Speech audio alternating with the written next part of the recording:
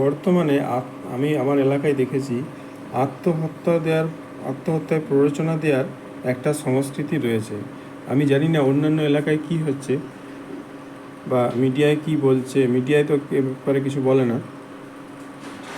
তো সেটা কালচারটা আমি মনে করি খুবই ক্ষতিকারক একটা জীবনের জন্য। এই জীবন হারিয়ে যাওয়া, তো এই কালচারটা বিলম্বে বন্ধ করা উচিত। অনেক মানুষের মৃত্যু হচ্ছে, যুবক যুবতী সব মারা যাচ্ছে।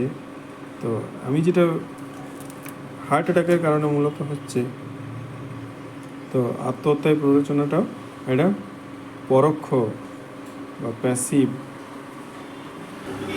ইনভিজিবল একটা রিজন।